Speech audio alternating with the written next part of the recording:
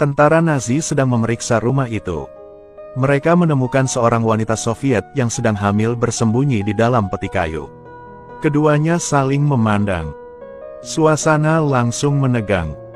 Di depan mata wanita hamil yang memohon.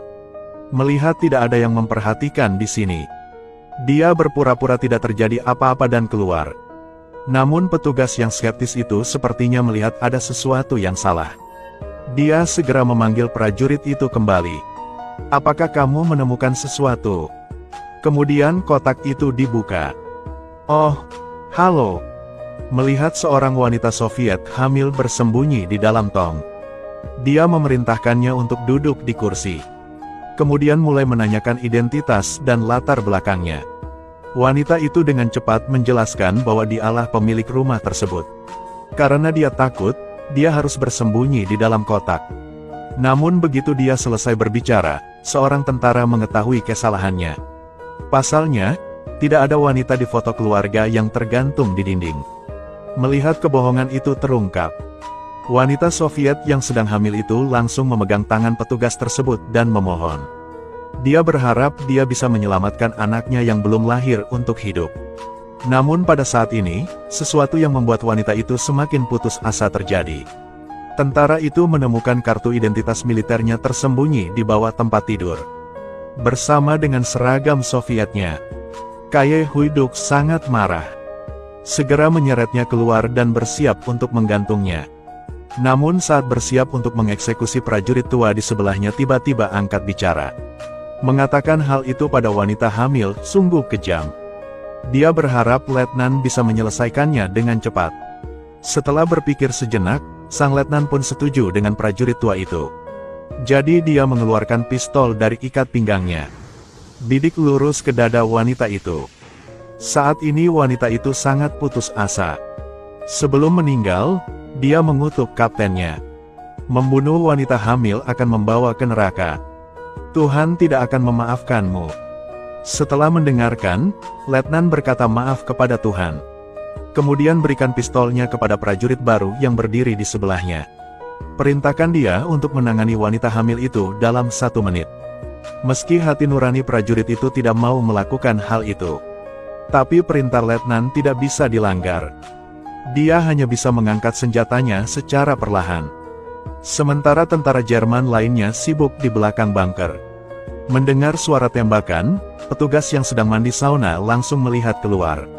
Tentara Soviet lainnya ditemukan berdiri di salju. Namun dia menggunakan kekuatan 1 orang untuk mengalahkan pasukan tentara Jerman yang tidak bisa mengangkat kepala. Karena dia adalah The Red Ghost yang sangat ditakuti oleh orang Jerman.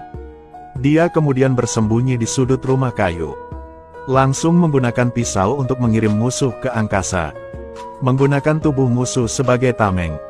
Menggunakan tembakan untuk mengusir tentara Jerman yang bersembunyi di gudang. Tetapi tidak dapat menemukan jejak musuh. Tiba-tiba sebuah tangan muncul dari tumpukan salju. Tembakan lain membuat seseorang menjauh. Kemudian The Red Ghost kembali berbelok. Pria bersenjata Jerman itu ditembak sekali olehnya. Melihat bawahannya dikalahkan satu persatu. Petugas Jerman itu sangat ketakutan dan berusaha melarikan diri. Tak disangka, ia ditemukan oleh The Red Ghost di saat yang tepat.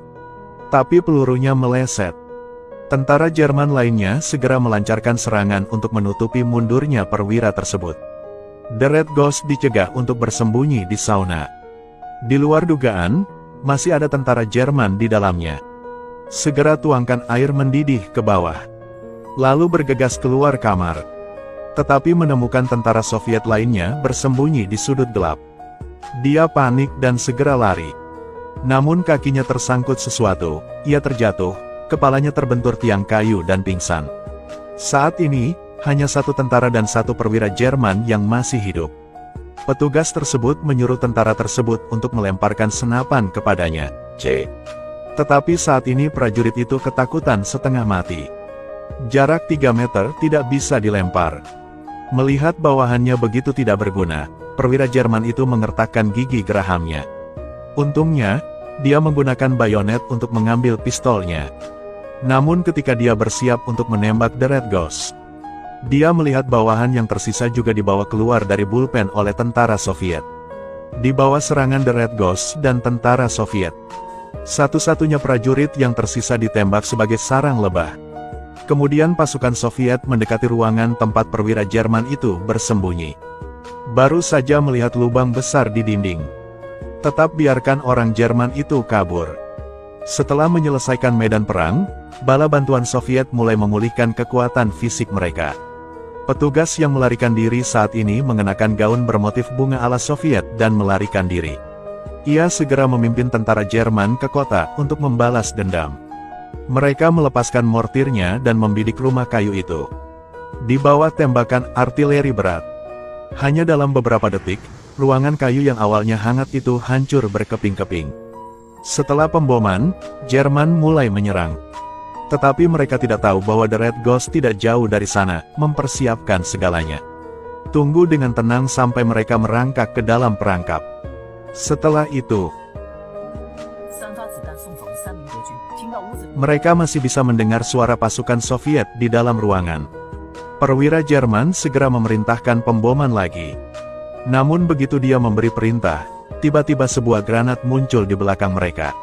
Tak disangka, setelah meledak, perwira Jerman tersebut masih hidup. Tentara Jerman mendengar suara tembakan dan mengira itu adalah perintah komandan untuk menyerang. Segera bergegas menuju ruangan kayu. Menghadapi tentara Jerman. Tentara Soviet yang bersembunyi di balik tembok segera menarik pelatuknya. Peluru yang tak terhitung jumlahnya meluncur ke arah tentara Jerman. Tapi jumlah musuhnya terlalu banyak. Sayangnya, tentara Soviet itu terkena peluru di bahunya.